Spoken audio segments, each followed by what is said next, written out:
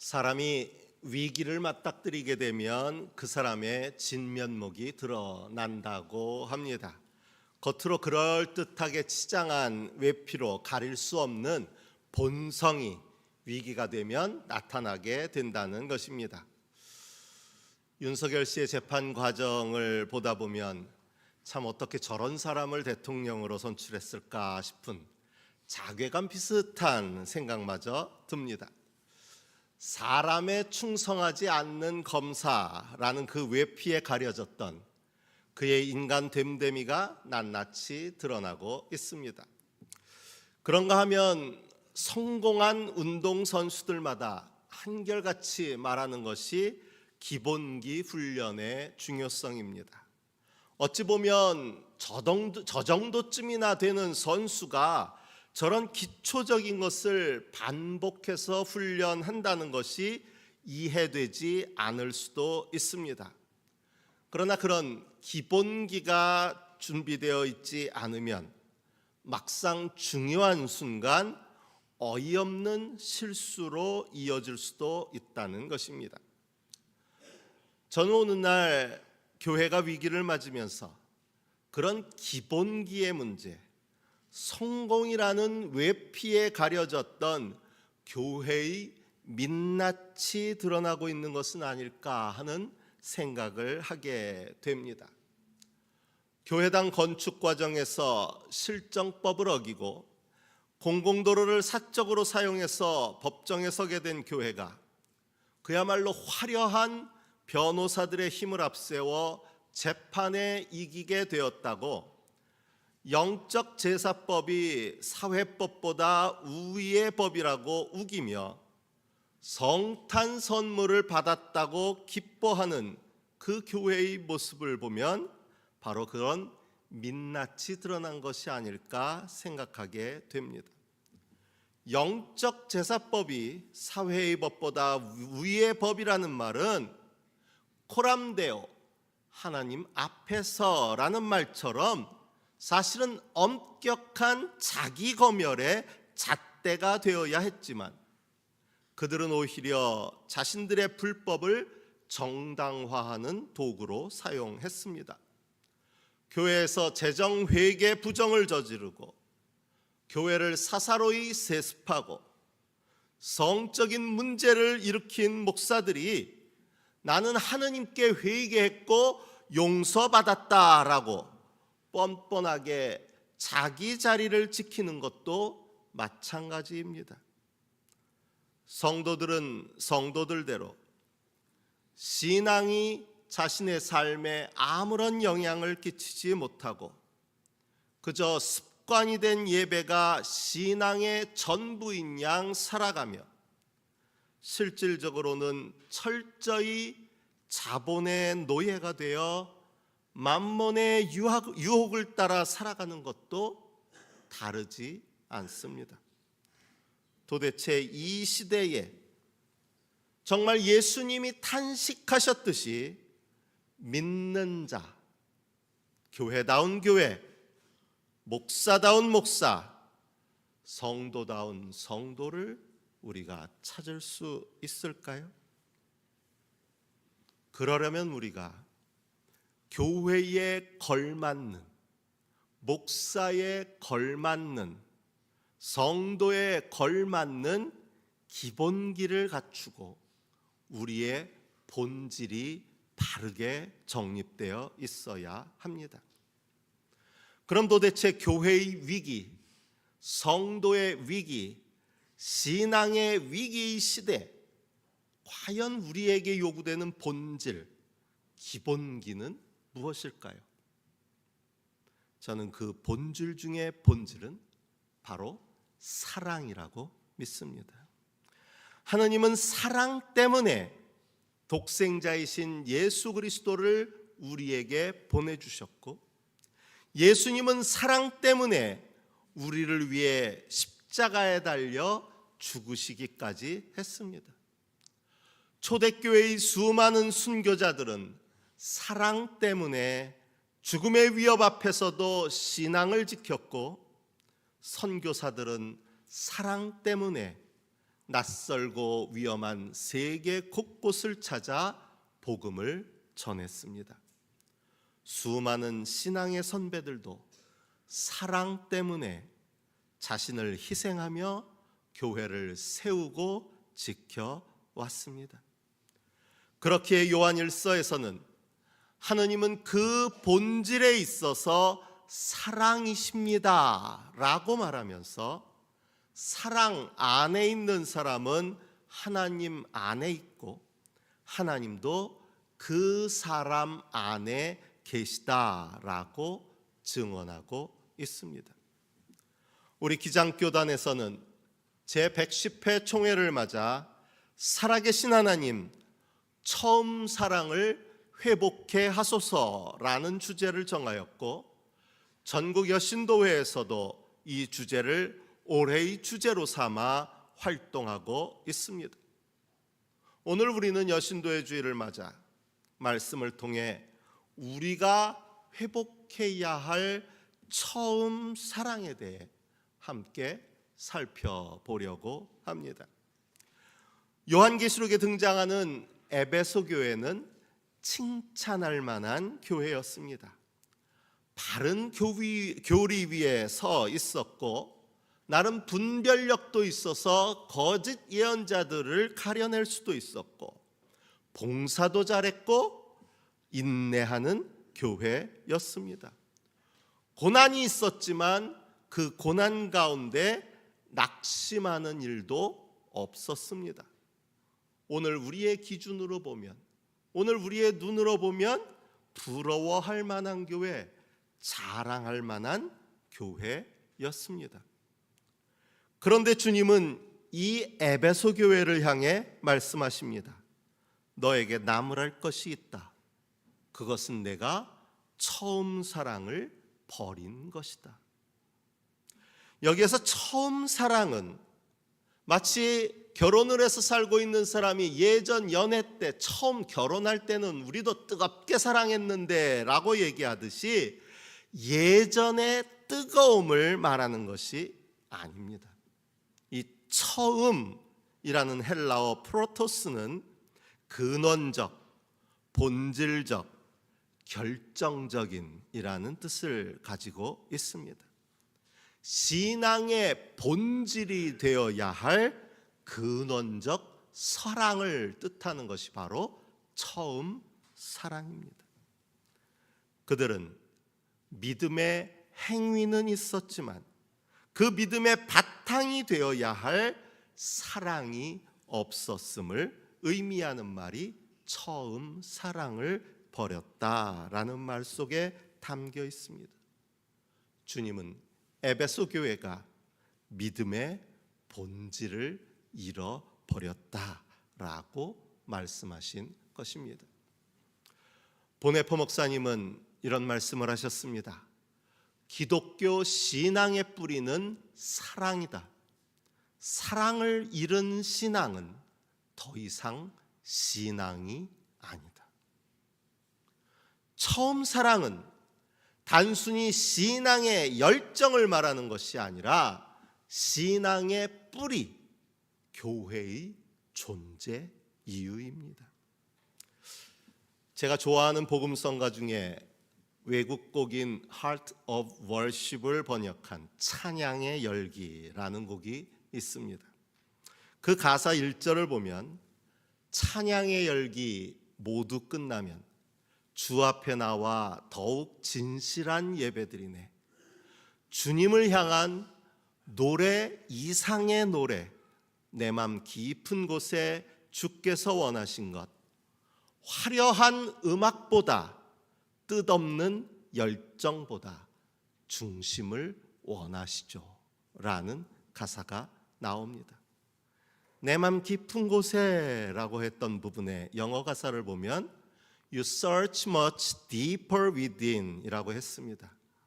주님께서 내 안 깊은 곳을 들여다 보신다, 살피신다 라는 것입니다. 그렇게 주님에게는 겉으로 보여지는 얼마나 뜨겁냐, 얼마나 열정적이냐, 얼마나 화려하냐가 아니라 그 안에 숨겨진 진정성, 중심, 사랑이 중요하다는 의미입니다. 말씀을 들어도 깨닫지 못하는 것은 사랑이 없는 이유이고, 이웃의 고통에 함께 울지 못하는 것도 사랑이 없는 이유입니다. 사랑이 식으면 예배는 습관이 되고 봉사 역시 의무가 될 뿐입니다. 하나님께서는 겉으로는 분명 여전히 아무런 문제가 없어 보이는 에베소 교회를 향해 예배도 잘 드리고 있었고 봉사도 잘하고 있었고 교회의 여러 활동도 성실히 잘 되어가고 있던 이 에베소 교회를 향해서 그 처음 사랑을 잃었다, 그 믿음의 본질을 잃어버렸다라고 책망하고 계십니다. 사랑이 없는 예배, 봉사는 결코 영원할 수 없기 때문입니다. 위기가 닥치면 바로 사라져버리는 신기루와 같은 것들이 되어버리기 때문입니다.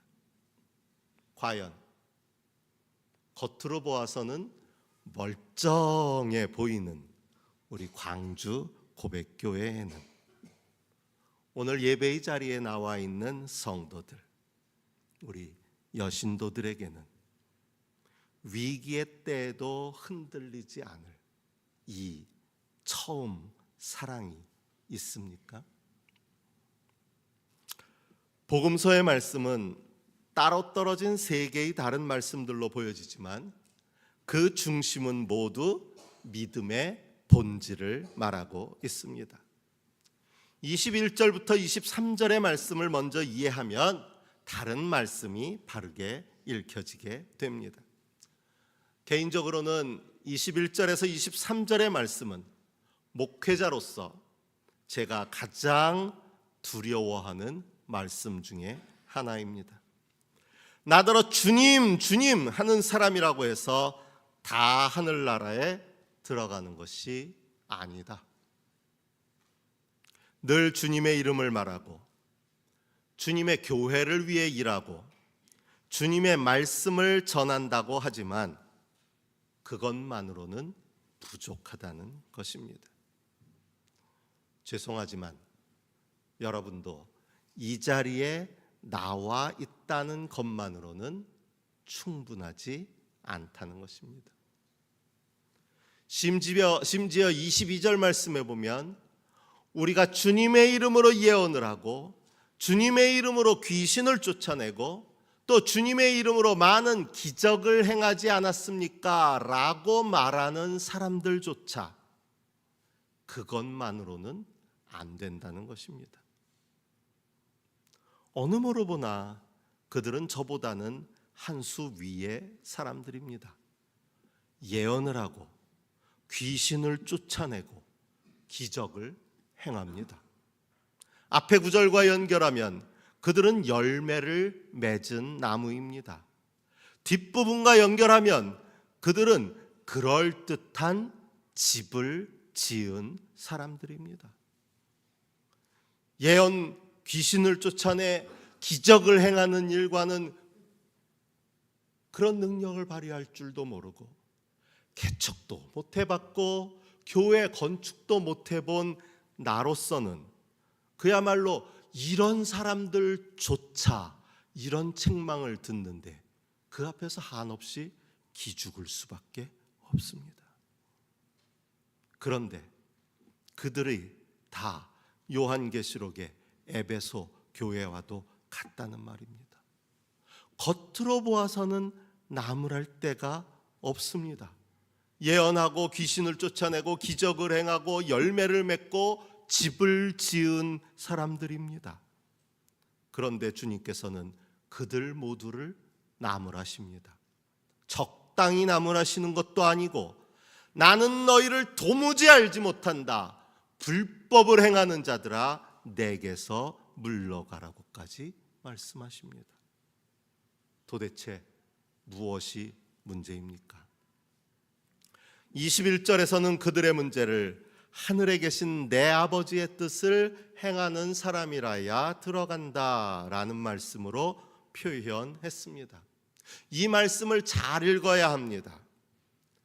행하는 사람이라야 들어간다라고 했다고 행동하는 것이 문제다, 행동하지 않은 것이 문제다라고 쉽게 생각하지만 사실은 행동하지 않은 것이 문제가 아니라 그들은 많은 일들을 심지어 주님의 이름으로 그 성취를 이루어 내기까지 했지만 결정적으로 그 중심에 하나님의 뜻이 들어있지 않았다라는 것이 이유입니다.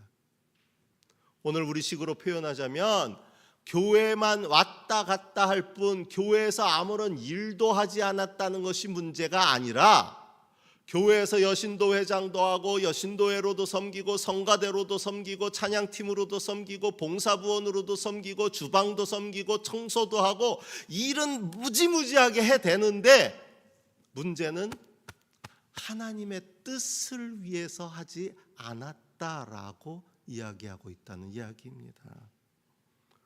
오늘의 주제와 연결하여 이해하면 그들 중심에 사랑이 없었다는 이야기입니다. 오늘 우리가 성서 시편으로 읽은 고린도전서 13장의 말씀이 바로 그것을 증언하고 있습니다. 내가 예언하는 능력을 가지고 있을지라도 또 모든 비밀과 모든 지식을 가지고 있을지라도 또 산을 옮길 만한 모든 믿음을 가지고 있을지라도 사랑이 없으면 아무것도 아닙니다. 저는 이 말씀을 오늘 한국 교회가 정말 심각한 도전으로 받아들여야 한다고 생각합니다. 세계 최고의 교회 3천억 교회당이 중요한 것이 아닙니다. 사랑이 없으면 아무것도 아닙니다. 오늘 우리에게는 이 사랑이 있습니까? 느헤미야기의 말씀은 말씀을 통해 사랑이 회복된 이스라엘 공동체의 이야기를 전하고 있습니다. 어쩌면 오늘 우리의 시대와 마찬가지로 느헤미야의 시대는 철저히 무너진 시대였습니다. 성벽이 무너지고 예배가 끊어지고 공동체가 흩어지고 정체성이 흔들린 시대였습니다. 그런데 앞이 캄캄한 그 절망의 시대에 놀라운 일이 일어났습니다. 성전을 보수하다가 그 가운데서 발견된 모세의 율법책을 학자 에스라가 백성 가운데 가지고 나와 그것을 읽자 남자든 여자든 알아들을 만한 모든 사람들은 그 소리에 귀를 기울였고 모든 백성이 그 말씀을 들으면서 울었습니다. 아니, 통곡했습니다. 이 말씀은 단순한 열정과 열기로 인한 것이 아닙니다. 일순간의 감정적인 자극 때문도 아닙니다. 8절 말씀을 보면 하나님의 율법책이 낭독될 때에 그들이 통역을 하고 뜻을 밝혀 설명하여 주었으므로 백성은 내용을 잘 알아들을 수 있었다라고 했습니다. 철저히 말씀에 기초한, 그저 감정적인 것이 아니라 말씀에 기초한 진정한 깨달음이 그들 가운데 있었을 때 이것이 회개의 눈물로 나타났다는 것입니다. 6절 말씀에 에스라가 위대하신 주 하나님을 찬양하면 백성들은 모두 손을 들고 아멘 아멘 하고 응답하고 엎드려 얼굴을 땅에 대고 주님께 경배하였다라고 했습니다. 최근 몇몇 분들이 우리 교회는 예배 시간에 아멘이 없다고, 아멘 운동을 해야겠다고 하시는 말씀을 들었습니다. 목사를 격려하시겠다는 것 같아 고마운 말씀이긴 한데, 한편으로는 또 이게 기계적 아멘이 될까봐 괜한 걱정도 하게 됩니다.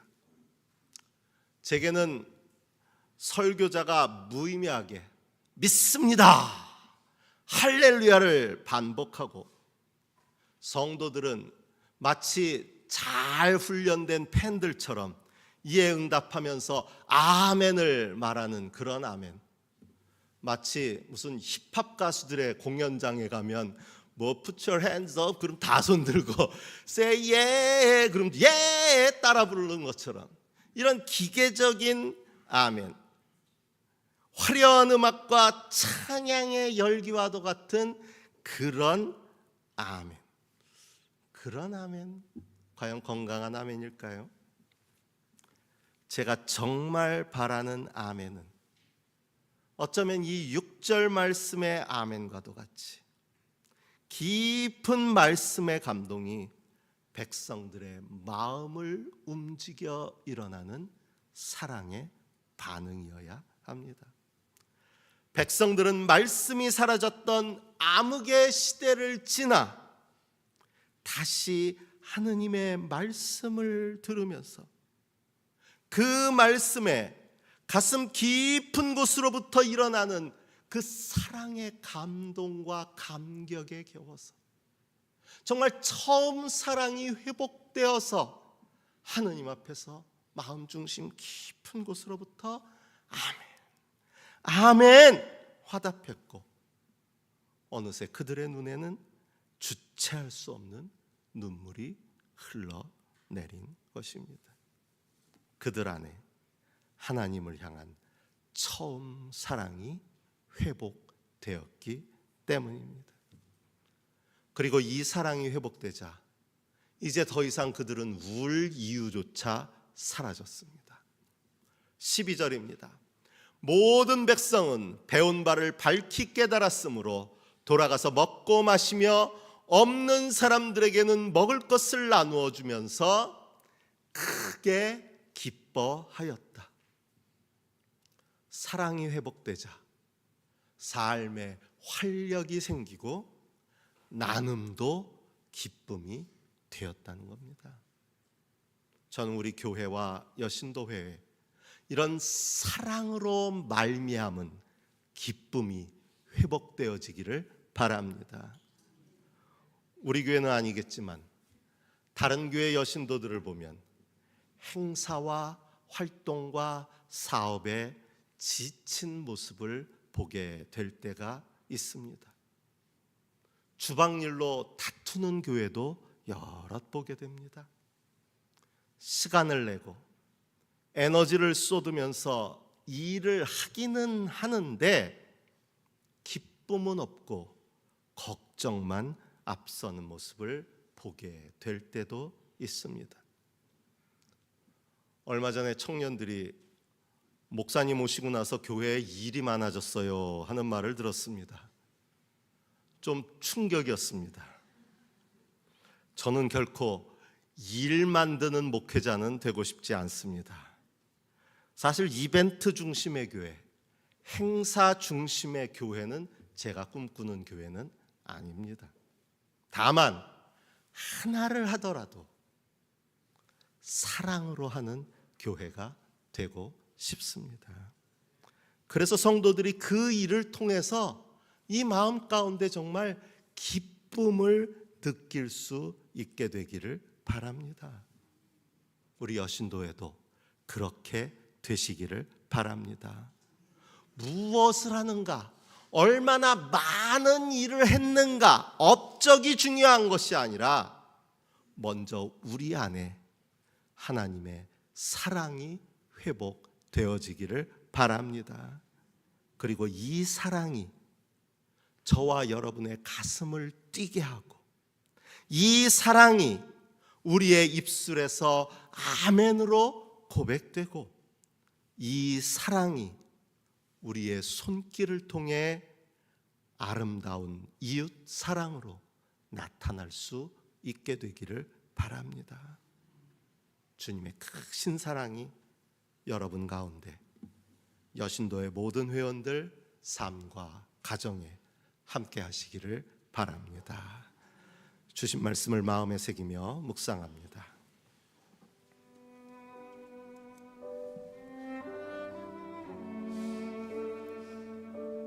모든 백성은 배운 바를 밝히 깨달았으므로 돌아가서 먹고 마시며 없는 사람들에게는 먹을 것을 나누어 주면서 크게 기뻐하였다. 내가 예언하는 능력을 가지고 있을지라도, 또 모든 비밀과 모든 지식을 가지고 있을지라도, 또 산을 옮길 만한 모든 믿음을 가지고 있을지라도 사랑이 없으면 아무것도